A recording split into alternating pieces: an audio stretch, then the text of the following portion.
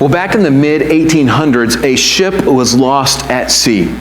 It left its port, but never arrived at its destination. And you might hear that and think, well, that was the 1800s, that's not big news. I think that happened quite a bit. But this particular ship was carrying a member of English royalty. It was assumed that this ship was sank and that this man was dead. But his mother, would never accept that fact. She couldn't believe that he was dead and never gave up hope. Well, years later, she put out an ad in a newspaper looking for information about her son, asking if anyone knew anything about him and his whereabouts. Well, there was a man who answered that advertisement and traveled to England and claimed to be the missing son. Now, the mom and some of the relatives immediately recognized him as the missing man and welcomed him home, while some others didn't. They didn't believe that he was really the guy. They thought he was an imposter. Now, eventually it went to court, and there was a long, drawn-out court case about it. And in the end, they found him to be just that, an imposter. And he went to prison for perjury, for lying during that court case. Now, but this man always maintained his story.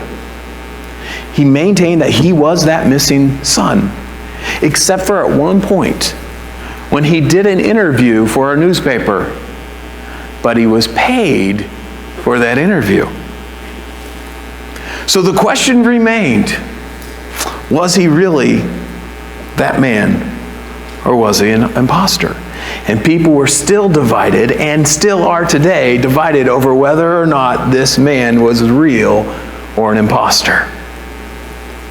But see, that's the thing with imposters, at least good imposters.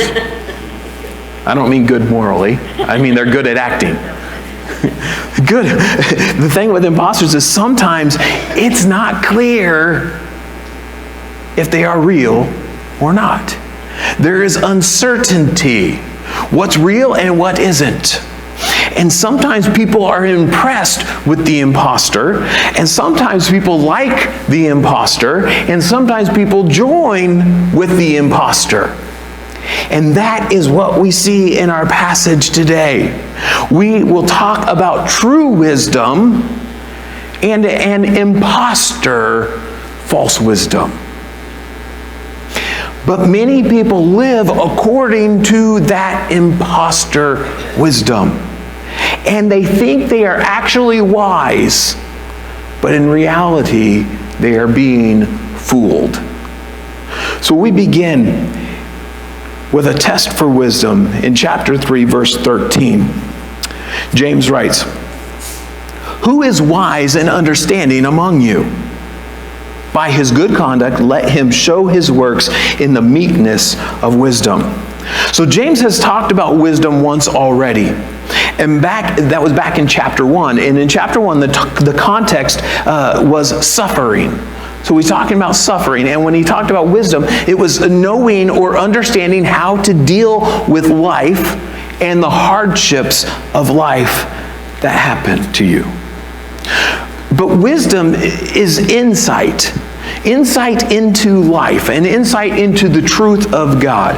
Understanding the ways of God and understanding how to apply those ways of God to life. And so James begins this section with a rhetorical question. Which of you thinks he's wise? He says, who is wise and understanding among you? So which of you think you are wise and understanding? Who thinks he has spiritual insight? But this question is then immediately followed with a challenge. And the challenge is basically, prove it. You think you have wisdom? Prove it. And how would you prove it? Well, he tells us, by the way you live. He says, by his good conduct. That's how you show that you have wisdom, by your good conduct, your good behavior, the way you act.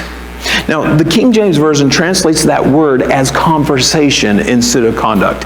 And I think it's most likely because the previous context, the previous verses that we looked at last week, we're talking about our speech. And our speech, how we speak, is part of our conduct, part of our behavior. However, here, I think he's not just talking about our speech, but our behavior in general. And so it's by our good conduct. But he says that this good and appropriate behavior is done in the meekness of wisdom. And so we show that we're wise by living it. And when we do it, it's done in the meekness of wisdom. Now that could be stated, the meekness that comes from wisdom. In other words, living in such a way, the point is that you have meekness or gentleness or humility that is a result of wisdom. Or he could say that a wise person will be humble. Why? Why would a wise person be humble? Because a wise person, they understand, they recognize who we are and who God is. You see, a wise person recognizes that we are sinners in need of grace. God is holy. God is perfect. And he gives us the grace that we need. That should be humbling when we recognize that. But we understand this reality, and it causes people to act accordingly. When you understand that, you're humble. We live in humility before our great and holy God. And so a person's life, a person's behavior is the evidence of whether or not he or she is wise. The evidence of wisdom is not intelligence. It's not that I am so smart. It's not great knowledge, but how we apply the knowledge that we have. You see, the evidence of wisdom is living life in humility and in obedience to God. It's living life in a godly manner, living with good behavior. That means you can have a ton of knowledge. You could know all of the Bible trivia answers. And no matter what question they ask, you've got it. Who is Methuselah? Well, you know. All the questions, you can answer them all. But if that knowledge doesn't make it into your life, you are not wise. In other words, if you are not a doer of the word, you are not wise. So that was our test for wisdom. It's your life. It's how you live. But there is an imposter wisdom out there. And it shows itself by doing the opposite of true wisdom. The opposite of good conduct and humility. Look at verse 14. He says, "But if you have bitter jealousy and selfish ambition in your heart, do not boast and be false to the truth." So he mentions two issues here: bitter jealousy and selfish ambition. Now, bitter jealousy.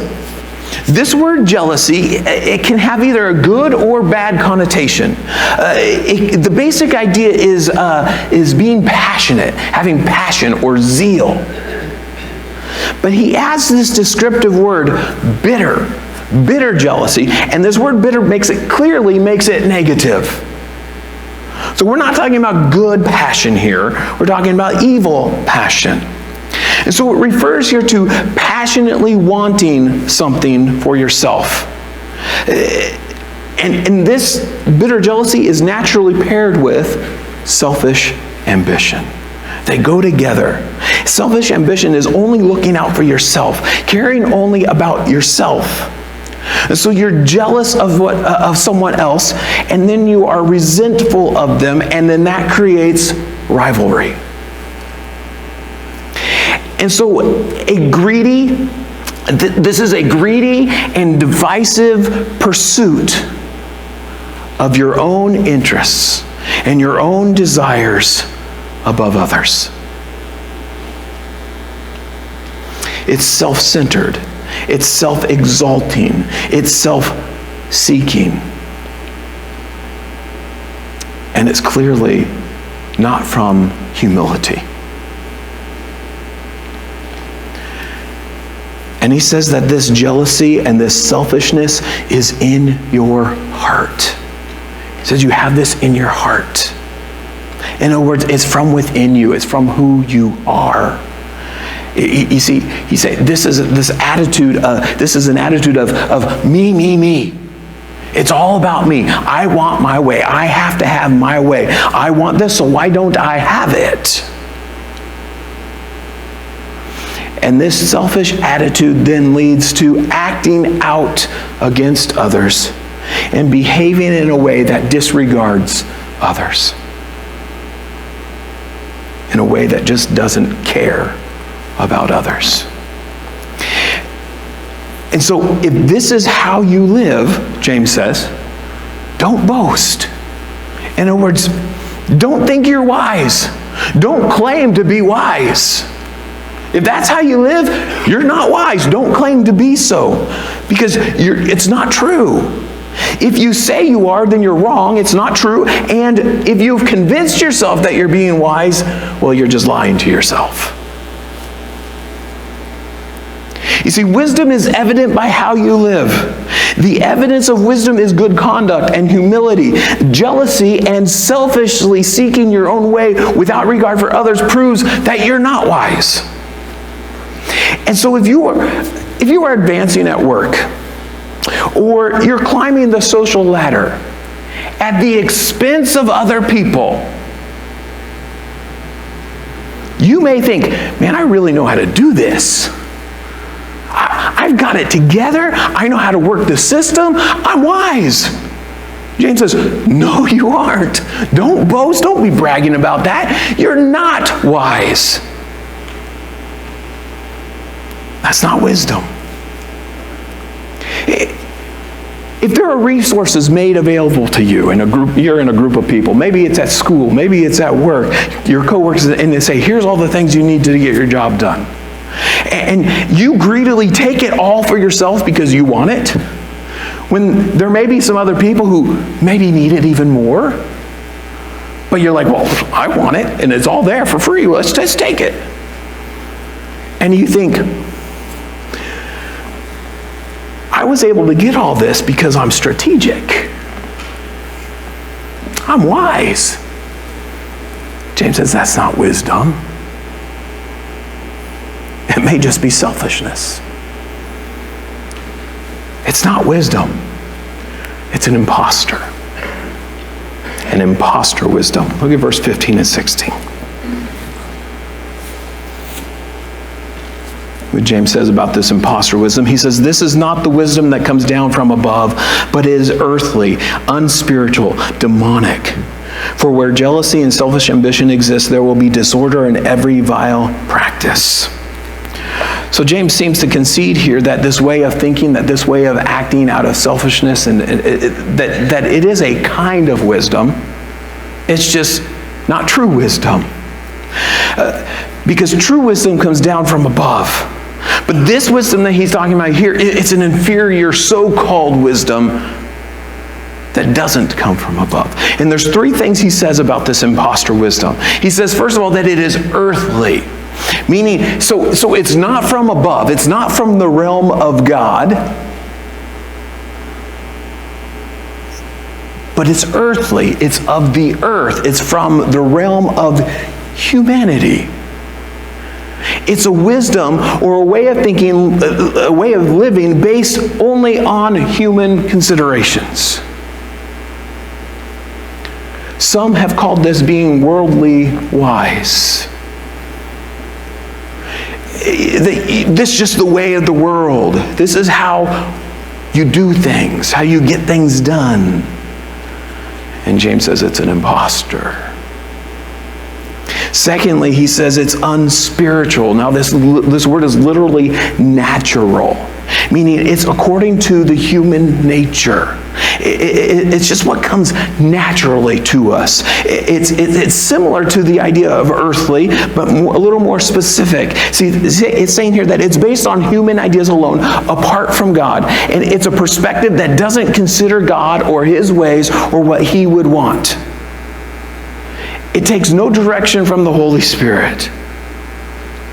It's unspiritual. It's just natural. And then thirdly, he says it's demonic. Now, the first two were bad, but this is terrible. I mean, this is stuff that many people say, oh, this is wise. And James says it's demonic. In other words, this is the way demons think. This is how a demon would act. So not only is it not from God, but it is opposed to God and God's ways. You see, but this is a terrible description, and this terrible description of imposter wisdom is true. Because how do we know that? By what it produces. We saw what true wisdom produces. What about this imposter wisdom? What does it produce? It causes disorder and every vile practice. He says it results in chaos, in confusion, in unrest, in turmoil. And that's clearly not from God. What does Paul say about God? He states it very straightforward. In 1 Corinthians 14:33, he says, God is not a God of confusion or disorder, but of peace. And then secondly, he says it results in all kinds of evil behavior. Again, clearly not from God. 3 John 1:11, the Apostle John wrote, Beloved, do not imitate evil, but imitate good. Whoever does good is from God. Whoever does evil has not seen God. He says, good is from God, evil is not from God. Clear cut. And so if people in the church are living by this worldly, unspiritual, demonic wisdom, what happens? Well, it causes divisions. There are hurt feelings. There is unrest. There would be people in leadership who shouldn't be there. There is a lack of peace. You see, this imposter wisdom will fracture the church body, the body of Christ. And it's obviously not from God. It's obviously not true wisdom. But for some reason, sometimes we follow this worldly way of thinking. And that is evident when there is fighting and arguing and quarreling in the church. And even more so when churches split.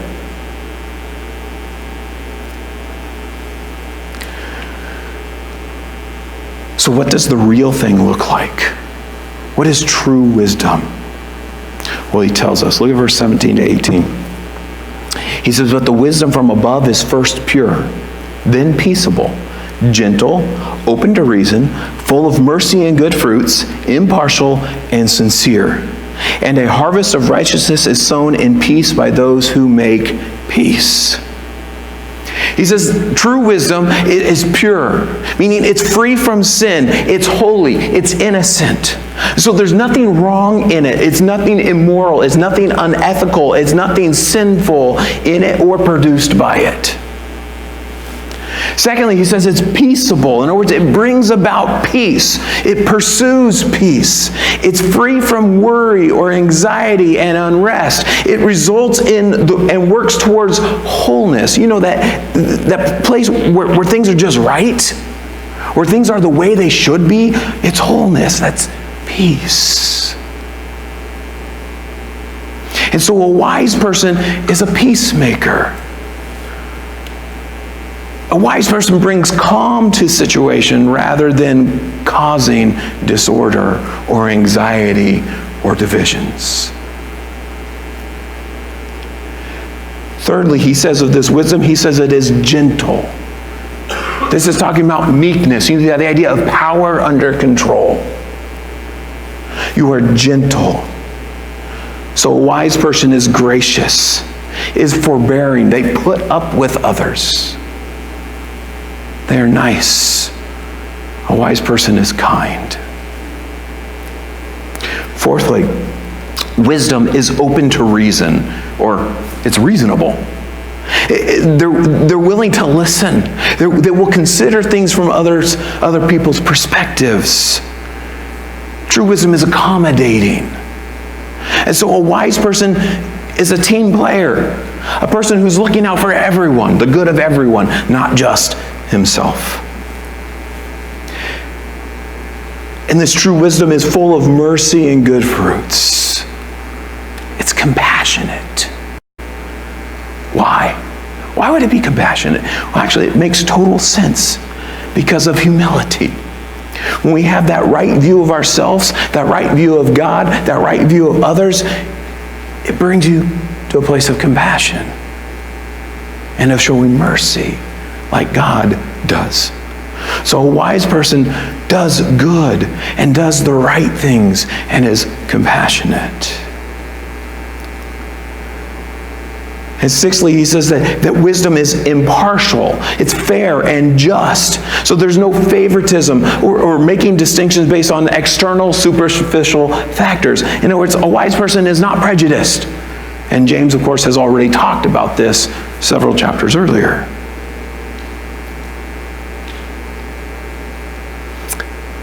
And lastly, he says the true wisdom is sincere. In other words, it's real. It's not hypocritical. There's no faking, but it's honest, it's genuine. And so with a wise person, what you see is what you get. They're not wearing a mask, they're not pretending, they're real. Now when you hear these things though, isn't this just a refreshing description? I mean, of a person, it says good person. It sounds like the type of person you would want to be around. It's a person who is caring and who builds others up rather than just seeking his own. It's a person who brings calm rather than friction. But see, this is what true wisdom is. This is wisdom that's from God. And it has many benefits. You see, true wisdom produces peace. And that peace produces righteousness or right behavior. And so wise people are peaceful people. Wise people are peacemakers, not disturbers of the peace. And wise people do good works and live in a way that is pleasing to God.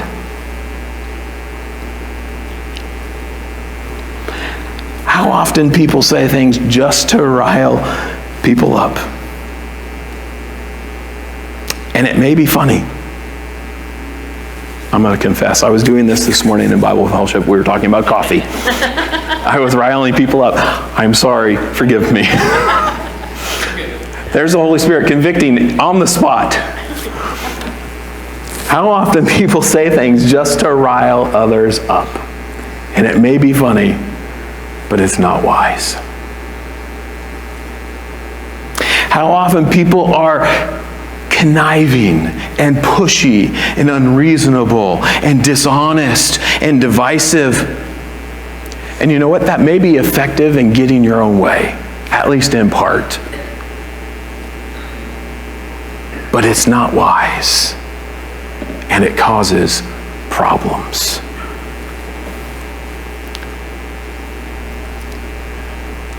You see, living by a false wisdom destroys peace. Look at verse 1 of chapter 4. He says, "What causes quarrels and what causes fights among you? Is it not this, that your passions are at war within you? Now, apparently, the churches that James was originally writing to had this problem. They had a lack of peace. That means they weren't living wisely. Their behavior wasn't godly. Rather, it was worldly and demonic.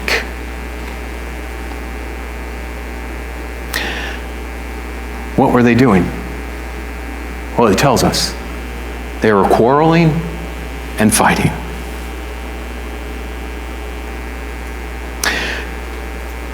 The word quarrels here is normally used literally of war, but it's also used figuratively of conflicts or strife within a community.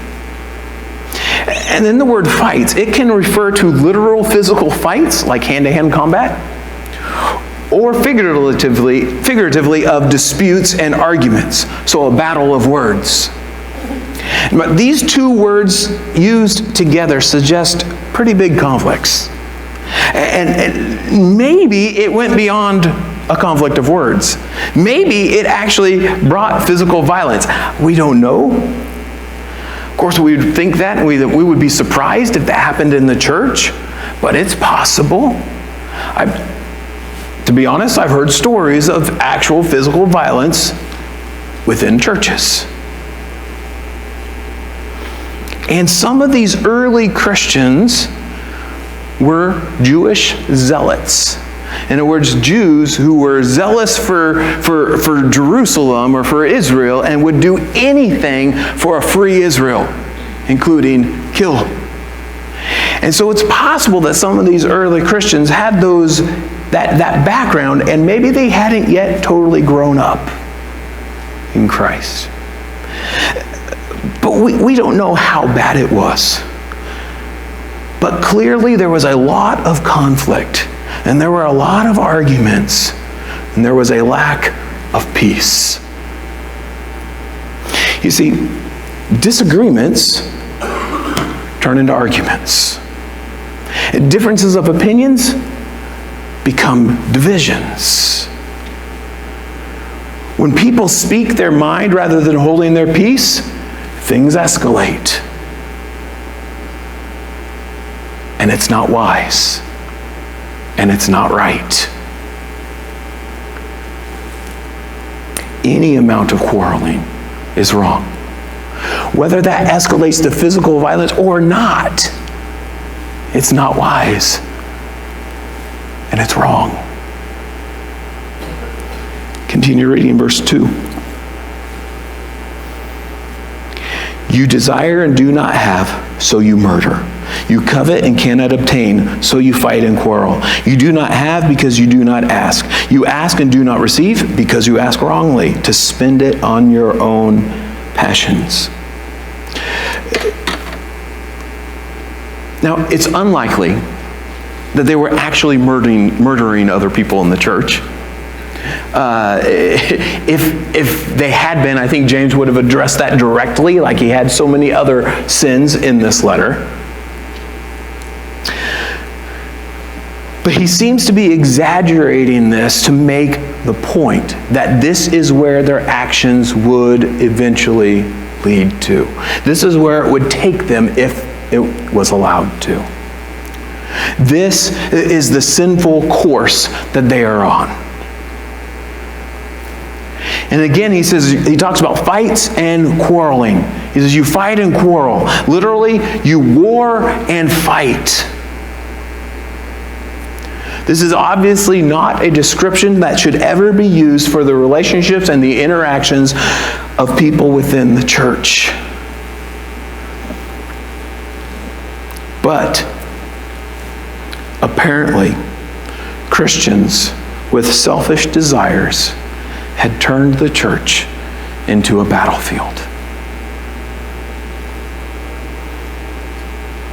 And it still happens sometimes today, even though it is obviously wrong and ungodly. But why does it happen? Well, James tells us. He says, because you want something, but you don't have it, so you attack others. You want something, you don't have it, so you attack others. You covet or are jealous, and you want what others have. That could be their stuff. It could be a position, a role that they are playing in the church. It could be maybe just that they are honored, and you want it for yourself. He says you covet that, you're jealous of it, and you want it, but you can't get what you want, so you end up arguing and fighting. You see, what happens is you get frustrated because you don't have the things your way. You don't have what you want. And so you lash out at others, and you complain, and you argue, or you attack people. Your selfish desires lead to selfish actions, and when selfish desires are left unfulfilled, you go to war to get your way.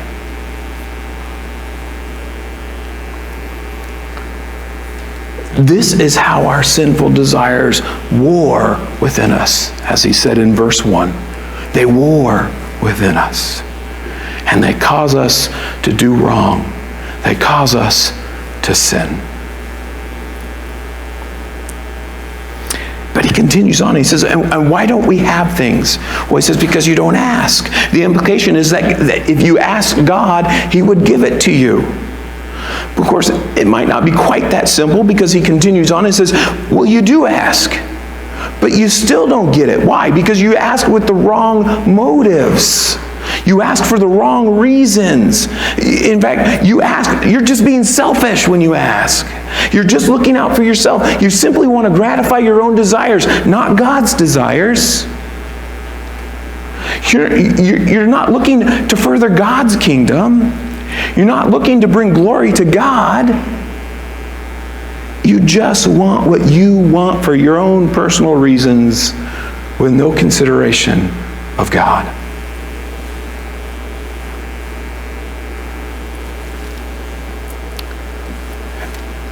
This is that earthly, unspiritual, demonic wisdom. It's that imposter wisdom that only cares about itself.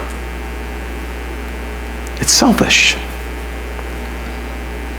And that selfish wisdom says, do whatever it takes to get what you want.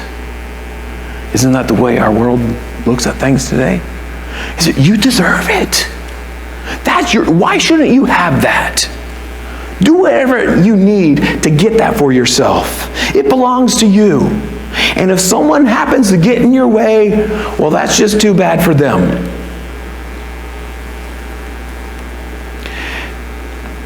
But if we approach life like that, you will argue, you will demand your own way, you will destroy peace, and you will cause divisions. And you won't think anything of it, because you're getting your way. You're getting what you want. You're getting what you think is right or best for you. But it's wrong. It's not godly. In fact, it's demonic. It's not wise. I think sometimes we think, well, it's just a word here and there. It's just a little argument. It's just a little disagreement. James says that way of thinking is demonic.